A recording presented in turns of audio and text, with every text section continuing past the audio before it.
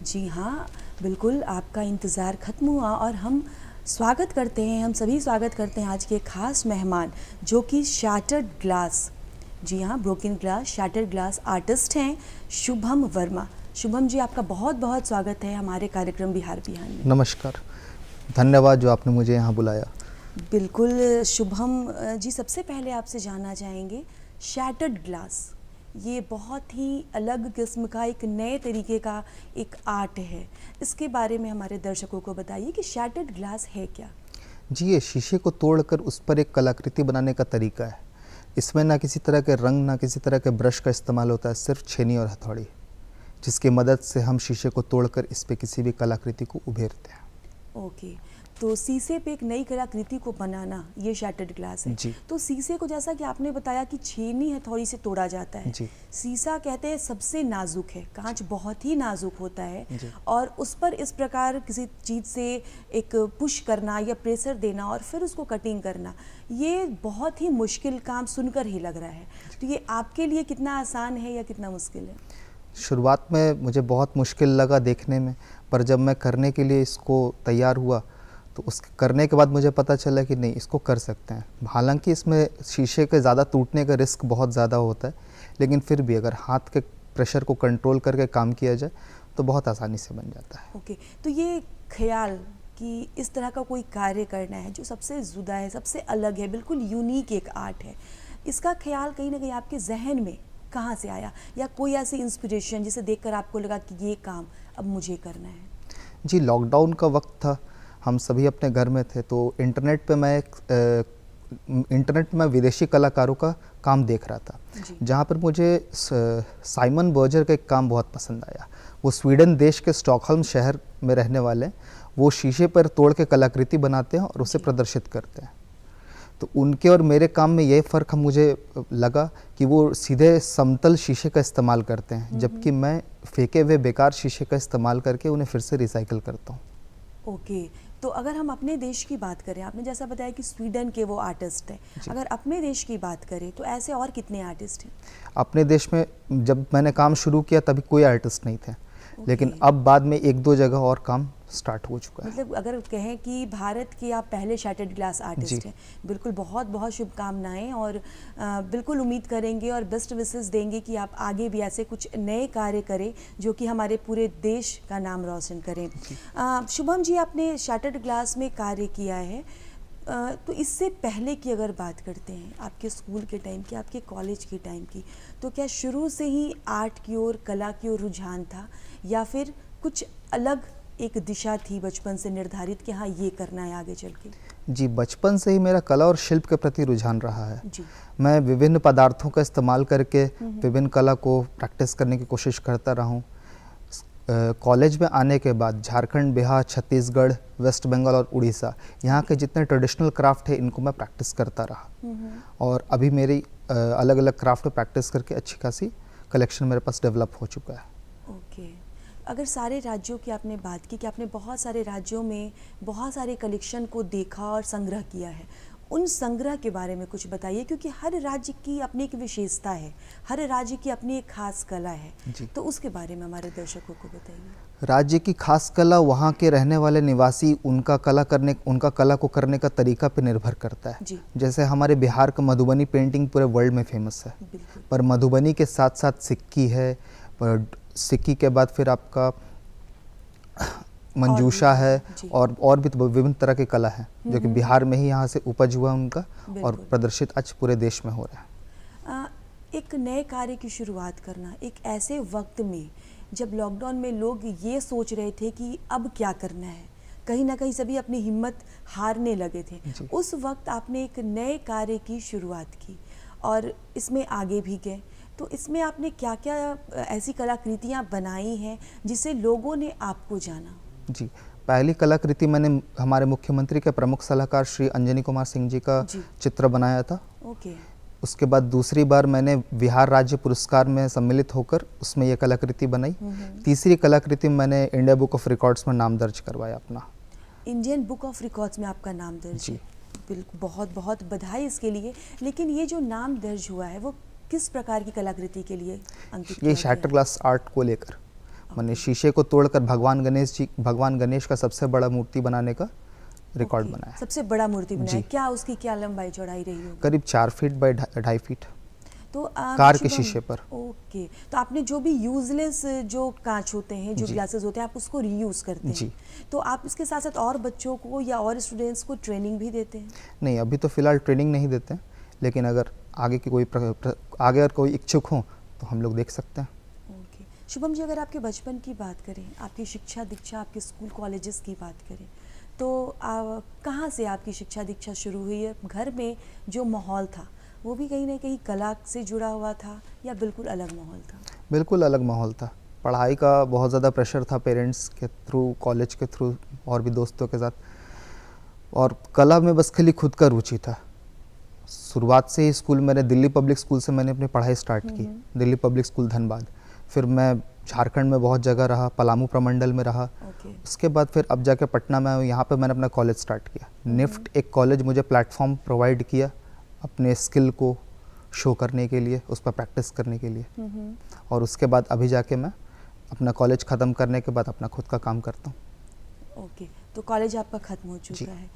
इसमें आगे शुभम जी अगर बात करें शैटर्ड ग्लास में करियर बनाने के लिए, क्योंकि कहीं ना कहीं आपने अपने आप को डिवोट कर दिया है शैटर्ड ग्लास के लिए, आप उसमें काम कर रहे हैं। इसमें करियर बनाना, ये अगर और लोग चाहते हैं, अगर आपको देखने के बाद भी, या बहुत सारे लोग जैसे आपने जाना शैटर्ड ग्लास के बारे में, बहुत सारे लोग नए जो सीखेंगे और जानेंगे, इस क्षेत्र में अगर करियर बनाना चाहते हैं तो उनके लिए आप क्या सलाह देना चाहेंगे?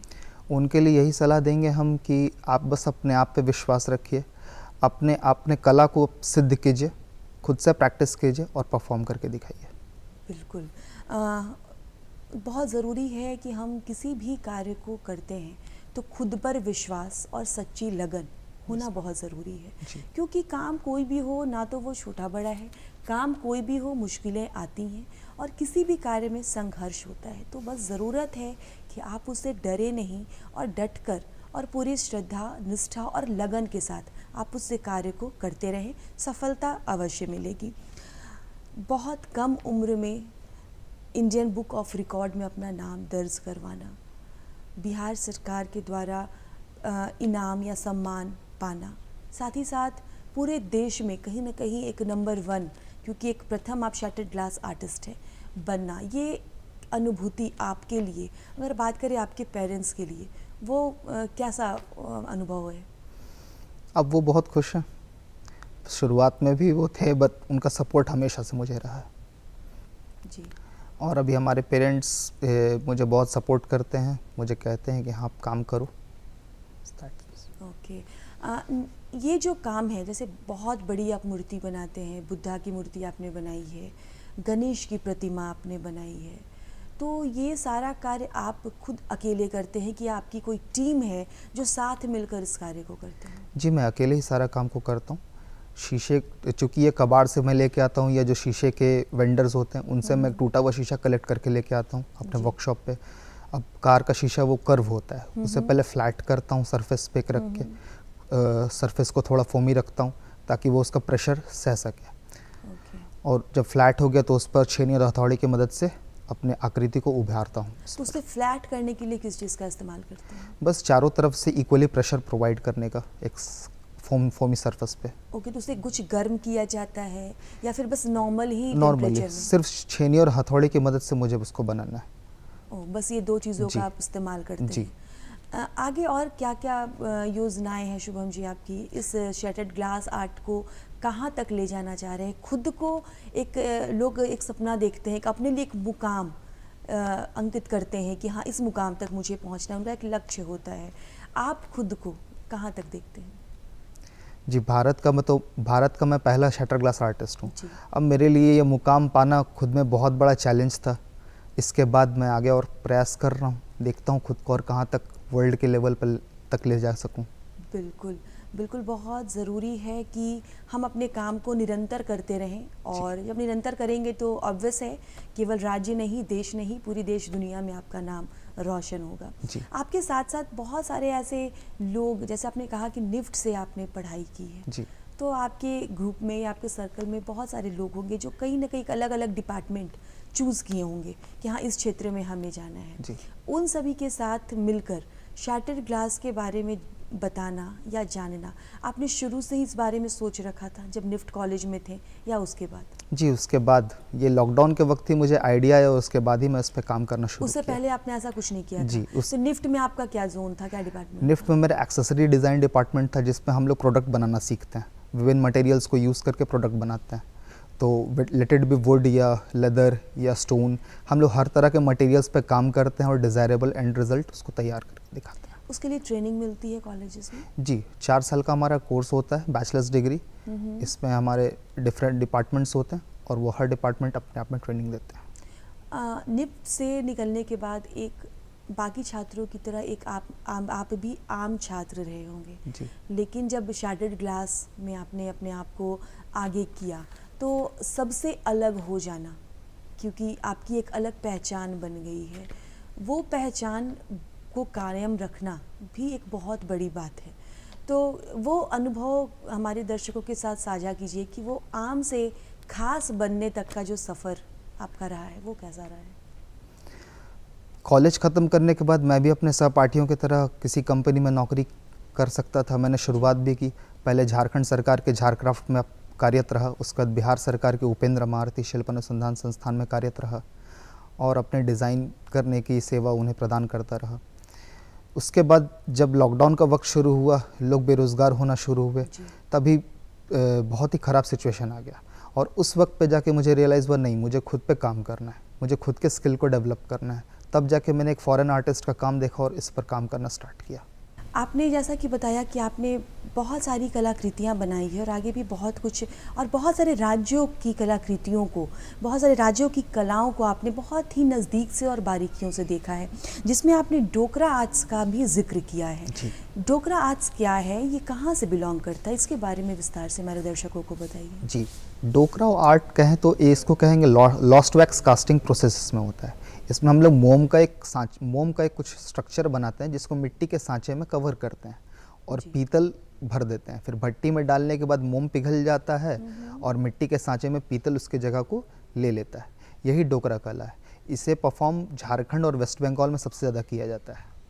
ओके जी। तो इसका इस्तेमाल किस चीज़ में करते हैं, इस आर्ट का?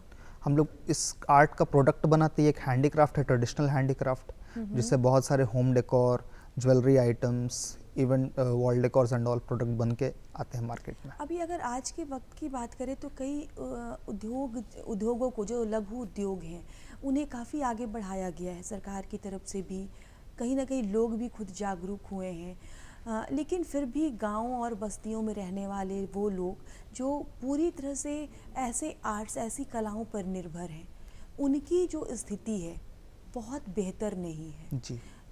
आपने जब इतने नज़दीक से इन कलाओं को, इन लोगों से आपका मिलना हुआ है, तो आपका क्या अनुभव रहा है इनके बारे में? जी, मैं हज़ारीबाग में जाके इस कला को प्रैक्टिस किया। तो वहाँ पे मल्हार कम्युनिटी करके एक लोग होते हैं, मल्हार लोग, बहुत ही, जिस तरह से आपने बताया कि सामाजिक और आर्थिक तंगी से मजबूर, बिल्कुल। उनके घर जाके मैं रहा बहुत दिन तक और इस काम को मैं प्रैक्टिस किया। सरकार की योजना लघु उद्योग तक जाती है पर पारंपरिक हस्तशिल्पों की तरफ बहुत कम आती है। अगर इस तरह की कोई योजना आती भी है तो बीच में बहुत सारे लोग आ जाते हैं, जिस वजह से अंतिम जो उसके उपभोक्ता होने चाहिए उन तक इसका लाभ नहीं पहुंच पाता है। जी। तो इस वजह से और एक नया चीज़ है कि मार्केट, हमें इस समय जो मार्केट मिल रहा है वो बहुत ही डिफरेंट हो गया पहले के मार्केट से।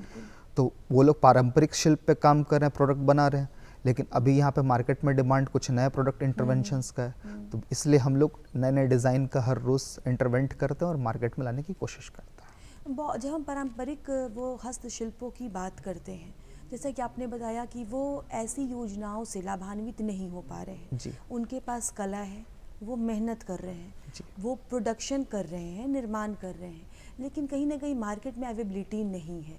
तो ऐसी स्थिति में अगर वो लोग सामाजिक और आर्थिक तंगी से गुजरते हैं तो ये परंपरा, ये शिल्प, ये कला कहीं ना कहीं गुम होता जाएगा हमारे समाज से। उसके लिए क्या बताना चाहेंगे? ये कला शिल्प धीरे धीरे बहुत सारा लुप्त हो चुका है और अभी हो भी रहा है। हमें ज़रूरत है इन चीज़ों को संरक्षित करने की। इस शिल्प को बनाने के तरीके को संरक्षित करने के लिए। इस वजह से जागरूकता बहुत ज़रूरी है। तो जिस तरह से सरकार योजना में लोगों को ट्रेनिंग प्रोग्राम्स में इन्वॉल्व कर रही है, उस तरह से करना चाहिए। और भी ट्रेनिंग प्रोग्राम में ट्रेडिशनल क्राफ्ट की तरफ ध्यान देना चाहिए, उन सबको और ज़्यादा ट्रेन करना चाहिए। बिल्कुल, बहुत ज़रूरी है कि हम नई चीज़ों को तो अपनाएं हैं, लेकिन जो हमारी पारंपरिक चीज़ें हैं, जो हैं, जो पारंपरिक शिल्प हैं, उन्हें कहीं ना कहीं आगे बढ़ाने की ज़रूरत है, ताकि हमारी अगली पीढ़ी, हमारी आने वाली जो जनरेशन है, वो भी उन चीज़ों से, उन कलाओं से अवगत हो सके। आपने बताया शुभम जी कि आप कभी भी नए ग्लास का इस्तेमाल, फ्लैट ग्लास का इस्तेमाल नहीं करते, जो कि आपके लिए बहुत ही आसान होगा, लेकिन फिर भी आप पुराने ग्लास, पुराने कांच का इस्तेमाल करते हैं अपने कलाकृतियों के निर्माण में। ग्लास के अलावा और किन पदार्थों का रीयूज़ करते हैं आप अपने कलाकृति के लिए, अपने आर्ट के लिए? कहें तो हर चीज़, हर एक वेस्ट प्रोडक्ट यूजेबल है, रीयूजेबल है, बस उसे यूज़ करने का तरीका सोचना चाहिए जी। तो ग्लास के अलावा मैंने प्लास्टिक का भी इस्तेमाल किया है, घास का भी इस्तेमाल किया है। ये जो लोग बेत बांस का इस्तेमाल करते हैं, जब काम होने के बाद जब वो छोटे छोटे टुकड़े में बट जाते हैं तो लोग उन्हें फेंक देते हैं, या लकड़ी के टुकड़े भी फेंक देते हैं। तो उनसे भी इस्तेमाल करके बहुत सारी चीज़ें बनाई जा सकती है। आपने जैसा कहा शैटर ग्लास आर्ट के बारे में कि मैं वेस्ट ग्लास को इस्तेमाल करता हूँ, ये मैं इसलिए करता हूँ क्योंकि अभी नया प्रोडक्ट और नई मटेरियल मार्केट में लाना खरीदना बहुत आसान है, पर पुरानी चीज़ों को फिर से नया रूप देना बहुत मुश्किल है। इस वजह से क्या हो रहा है कि हमारे द्वारा इस्तेमाल की गई चीज़ों का सही रूप से डिस्पोजल नहीं हो पा रहा है, जिस वजह से वेस्ट बहुत बढ़ता जा रहा है। तो कार्बन फुटप्रिंटिंग नाम का एक चीज़ आपने सुना होगा। इसमें क्या है कि पृथ्वी पे कार्बन का दर धीरे धीरे बढ़ता जा रहा है, जिसकी वजह से ओजोन लेयर में छेद हो गया, या इस तरह से अन्य पर्यावरण से रिलेटेड चेंजेस आ रहे हैं। तो अगर जब तक हम लोग इस तरह से नए इनोवेटिव नई आइडियाज़ लेके नहीं आएंगे, पुराने मटेरियल को रीयूज़ नहीं करेंगे, तब तक इन सब चीज़ों से छुटकारा नहीं मिल पाएगा। जी हाँ, बिल्कुल। हम लोग अपने घर में ही देखते हैं, अगर हमें किसी चीज़ की ज़रूरत है तो हमारे लिए बहुत आसान हो जाता है कि मार्केट जाओ और नए सामान लेकर आ जाओ। लेकिन कई बार हमारे घर में भी कई ऐसे मटेरियल्स, कई ऐसी चीज़ें होती हैं जिनका हम यूज़ कर सकते हैं, अपने इस्तेमाल में ला सकते हैं। और ये बिल्कुल आपने सही कहा कि हमारे पर्यावरण के लिए, हमारे वातावरण के लिए बहुत ज़रूरी है। जी। आपने शैटर्ड ग्लास में अभी शुरुआत की है, बहुत अच्छा लगता है कि हमने भारत में नाम बनाया या हमें अवार्ड दिया गया, लेकिन इन सब से परे सबसे ज़रूरी होता है कि आपकी आय, आपके जीविकापार्जन की बात जब करते हैं, वो अगर आपकी किसी कला से वो पूरा होता है तो वो हमारे लिए सबसे बड़ी बात होती है कि कहीं ना कहीं हम सभी मेहनत कर रहे हैं इसी के लिए, अपनी आय के लिए। तो शैटर्ड ग्लास कलाकृति बनाने के अलावा और क्या करते हैं अपने इनकम के लिए, अपनी आय के लिए, अपने जीविकोपार्जन के लिए? जी, मैं डिज़ाइन का काम करता हूँ ज़्यादातर। तो विभिन्न सरकारी प्रोजेक्ट या प्राइवेट प्रोजेक्ट को लेकर इंटीरियर डिज़ाइनिंग, कंस्ट्रक्शन, इन सब से रिलेटेड मैं डिज़ाइंस डेवलप करता हूँ। तो इसमें हमारा बिल्डिंग तैयार होने से पहले उसका 3D डिज़ाइन करके या फिर उसका 3D मॉडलिंग करके दिखा सकते हैं। फ्लोर प्लानिंग अलग चीज़ हुई। तो डिज़ाइन का हर जगह पे इस्तेमाल है, काम शुरू होने से पहले भी, काम होने के बाद भी। मैं अपनी जीविका उपार्जन के लिए इंटीरियर डिज़ाइनिंग का काम करता हूँ, साथ साथ विभिन्न डिज़ाइन प्रोजेक्ट्स को लेता हूँ, चाहे वो सरकारी हो या वो प्राइवेट। इस तरह से मैं काम करता हूँ। तो आप इंटीरियर का काम करते हैं, वो चाहे बिल्डिंग हो या गवर्नमेंट ऑफिसर्स हो, ऑफिसेज हो या रेस्टोरेंट्स हो, ये इन सारी जगहों के लिए आप इंटीरियर का काम करते हैं। बिल्कुल, बहुत ही एक सही दिशा जो कहते हैं ना, क्योंकि आज का जो समय है ना, हम सजावट में बहुत ज़्यादा खर्च भी करते हैं, विश्वास भी करते हैं, और लोगों का ये शौक़ है, वो कभी कम होने वाला नहीं है। वो मंदिर हो या फिर रेस्टोरेंट हो, घर हो या ऑफिस हो, कहीं भी हो। शुभम जी, हर एक छात्र जब होते हैं ना, स्कूल से कॉलेज और कॉलेज से जब ग्रेजुएशन करते हैं, वहाँ से निकलने के बाद हमारी ख्वाहिश होती है कि हम इस शहर से बाहर निकलकर कुछ एक और नई डिग्री लें या शहर से बाहर दूसरे शहर में जाकर बसें। लेकिन आप पटना से निफ्ट किए और पटना में ही रहना, पटना से ही अपने कह सकते हैं करियर की शुरुआत करना। तो आपके जहन में कभी नहीं आया कि मुझे भी पटना से बाहर जाकर करना है या कोई नई डिग्री लेनी है? जी, मैं भी चाहता तो अपने सहपाठियों की तरह बाहर जाके काम कर सकता था जी, पर मैंने बिहार में रहकर यहाँ पर ही काम करना ज़्यादा सही समझा, क्योंकि ये हमारा बिहार है। अगर मैं यहाँ पे कुछ काम कर रहा हूँ तो मैं अपने स्टेट पे योगदान दे रहा हूँ, अपने बिहार में योगदान दे रहा हूँ। बिल्कुल बिल्कुल। और हमारा बिहार वैसे ही महापुरुषों के लिए बहुत जाना माना जी गया है। जी तो हम जो बिहारी हैं वो हर जगह मिलेंगे आपको, और हर जगह वहाँ के लोगों से ज़्यादा कंपटीशन करते हुए आपको दिखाई देंगे। बिल्कुल। बिहार में रह के काम करना में भले मुझे आय का थोड़ा कमी रहा है, लेकिन इतना है कि हाँ, मुझे एक सेफ एंड सिक्योर माहौल यहाँ पे मिला है। बिल्कुल। तो निफ्ट के बाद भी आपने कोई कोर्स किया या बस उसके बाद अपनी पढ़ाई को वहीं तक एक अभी विराम फ़िलहाल को- मैं अपना MBA ख़त्म कर रहा हूँ, लास्ट ओके। ईयर में हूँ। तो निफ्ट के बाद MBA एक अलग चीज़ हो गया, बाकी मैं अपने बिजनेस को आगे बढ़ा रहा हूँ धीरे धीरे।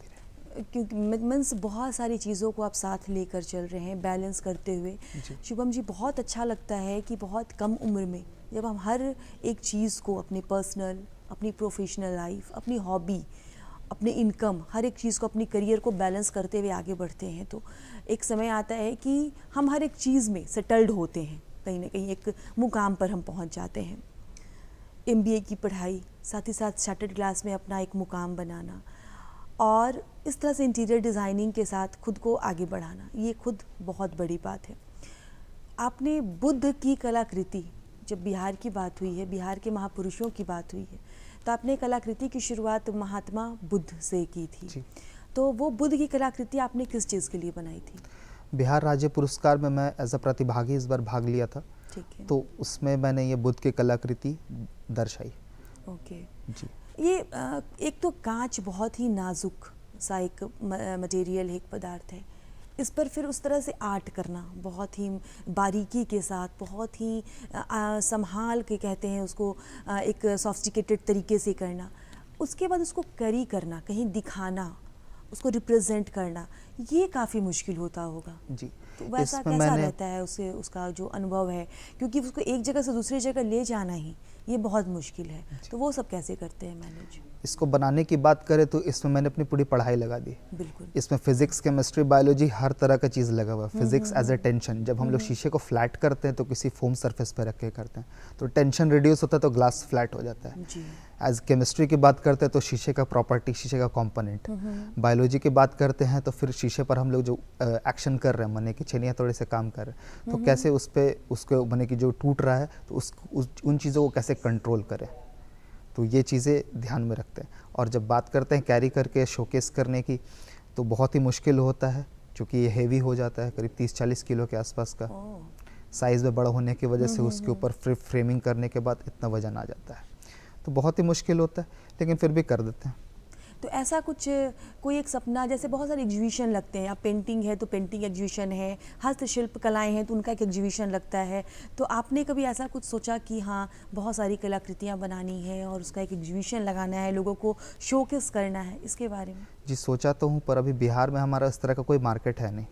यहाँ पे पेंटिंग का सेल आउट होना बहुत मुश्किल होता है। एग्जीबिशंस वगैरह भी कम लगते हैं as compare to Mumbai, Delhi. वहाँ पे अगर एग्जीबिशन लगता है तो लोग खरीदते भी हैं, सेल आउट भी होता है, एग्जीबिशन बहुत अच्छे से चलता है। अगर हम लोग बिहार में किसी एग्जीबिशन को ऑर्गेनाइज करते हैं तो इंटरनेशनल बायर्स को कॉन्टैक्ट करना बहुत मुश्किल होगा।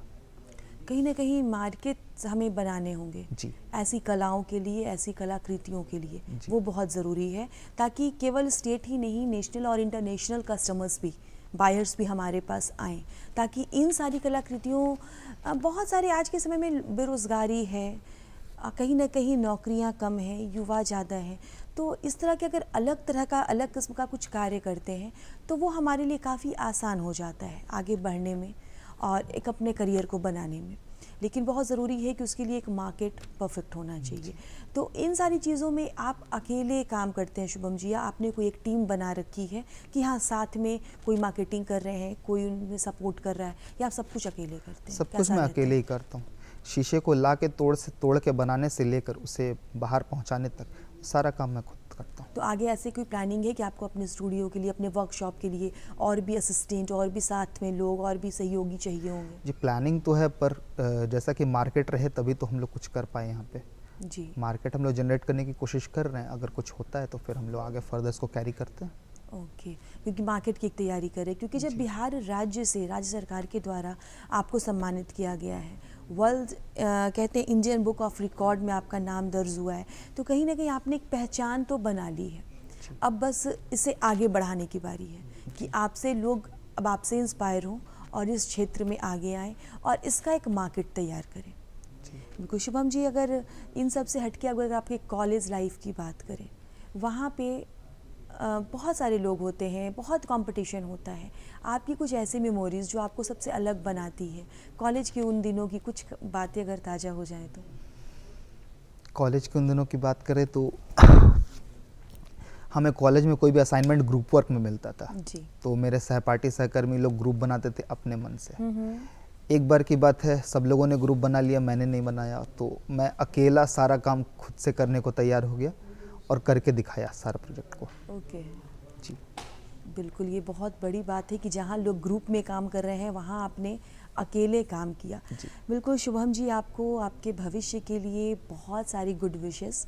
उम्मीद करेंगे कि आप ऐसे ही हमारे राज्य और हमारे देश का नाम रोशन करें और आने वाली पीढ़ी और आज की पीढ़ी आपसे प्रेरणा लें और शैटर्ड ग्लास में एक नया मुकाम बनाएं। आप हमारे स्टूडियो में आए, इतनी सारी रोचक बातें जो कि एक बिल्कुल ही यूनिक आर्ट है उसके बारे में साझा की हमारे दर्शकों से, उसके लिए बहुत बहुत धन्यवाद। धन्यवाद। दर्शकों, आपको आज का ये कार्यक्रम कैसा लगा हमें ज़रूर बताइए। आपके सुझाव, आपके पत्र हमारे लिए बेहद खास हैं, बेहद अनमोल हैं। आपके सारे सुझाव, आपकी सारी बातें तो नोट कीजिए हमारा पता, उठाइए कागज़ और कलम। हमारा पता है निदेशक डीडी बिहार, दूरदर्शन केंद्र पटना, फ्रेजर रोड, पटना 800001। आप हमें ईमेल भी कर सकते हैं। हमारा ईमेल एड्रेस है director@ddkpatna@gmail.com।